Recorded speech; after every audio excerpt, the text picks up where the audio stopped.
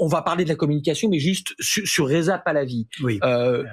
Est-ce que c'est quelqu'un qui compte? Est-ce que ça peut être un espoir, une icône autour duquel le peuple iranien en colère peut se regrouper ou pas? Ça dépend pour qui on parle. Si on parle du peuple iranien, absolument pas. C'est un obstacle, précisément. Parce que, en fait, c'est un personnage qui est assez ridiculisé dans son propre milieu, même des nostalgiques, des monarchistes, parce que tout simplement, il a été totalement absent pendant toutes ces années de lutte et de souffrance contre le régime des mollahs. Et sa seule représentation qui le met en avant, c'est d'être le fils d'un dictateur. Avec tout le parcours qu'on vient de dire au niveau du régime du Shah. Moi, mon père a été en prison parce qu'il était un intellectuel, comme tous les intellectuels. Donc votre père a été emprisonné par la police politique du roi du Shah. Absolument. Et donc, le Shah, par le vide qu'il a créé avec la torture, les exécutions, par exemple, les fondateurs des organisations politiques ont été tous exécutés sous le Shah, dont les Moudjahidines, les Fédérés du peuple, etc. Et donc, si le peuple iranien s'est soulevé en 1979, c'est parce qu'il ne voulait plus de ce système-là.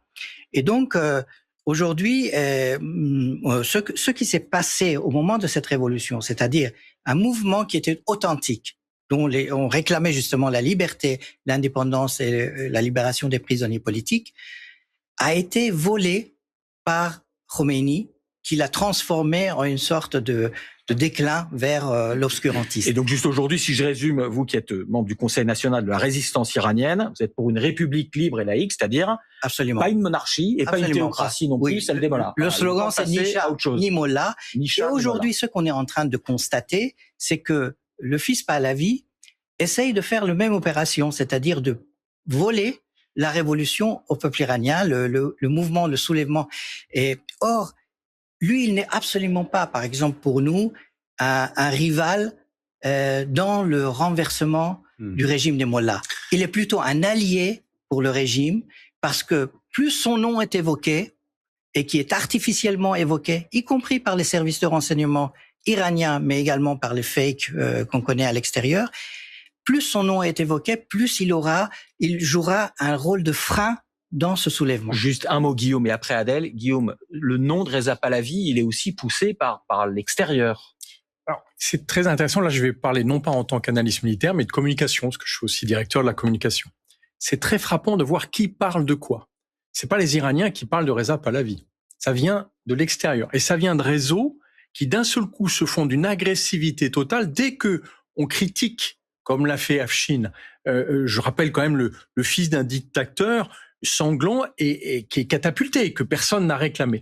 On est immédiatement assiégé par des réseaux de trolls qui étaient ceux qui défendaient l'affaire de Gaza. Et donc c'est assez frappant de se dire, mais tiens, d'où est-ce qu'ils viennent? Qu'est-ce qui les pousse derrière? Pourquoi est-ce qu'ils essayent d'empêcher qu'on dise simplement la réalité? C'est-à-dire que Afshin Pahlavi ne représente rien. Et que les Iraniens... Pardon.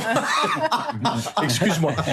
Que Reza Pahlavi ne représente absolument rien. Le fils du dictateur déchu n'a aucune légitimité de se présenter aujourd'hui devant les Iraniens. Et quand on l'entend dans le sujet, c'était remarquable, dire « je suis prêt à mourir pour les Iraniens », alors qu'il n'a rien fait en 50 ans. Il faut quand même qu'on s'interroge. Il a dit dans le Maryland aux États-Unis. C'est de la communication pure, et ça montre bien que derrière, il y a une tentative de propagande, en tout cas de manipulation, d'imposer cette figure-là alors qu'il n'a joué aucun rôle dans ce qui se passe aujourd'hui en Iran. Alors juste, je vous montre juste un dernier extrait, et puis après Adèle, vous allez réagir, mais sur précisément ce que vous venez de dire, Guillaume. Sur le dossier iranien, comme dans tous les dossiers sur cette planète aujourd'hui et sur cette planète médiatique, il y a des fakes partout, mais de tous les côtés du régime, mais aussi, on va le voir, de certaines oppositions, voire même d'agents ou de pays extérieurs. Regardez cet extrait de reportage qui est assez édifiant de Léna Laquin-Beauville pour notre émission Vrai ou Faux, et on en parle juste après.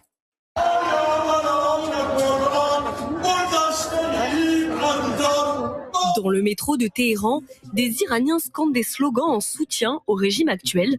Une vidéo pour montrer que le mouvement de protestation n'est pas représentatif de la population iranienne. Nous avons retrouvé l'origine de cette vidéo. Elle a été postée sur les réseaux sociaux en juin dernier, au moment des frappes croisées entre l'Iran et Israël. Elle n'a donc aucun lien avec les manifestations actuelles. Mais de la désinformation, il y en a aussi du côté de l'opposition. Les manifestants appellent au retour de Reza Pahlavi, fils de l'ancien Shah et figure de l'opposition. Mais la bande-son a été modifiée. Sur la vidéo originale, aucun slogan royaliste.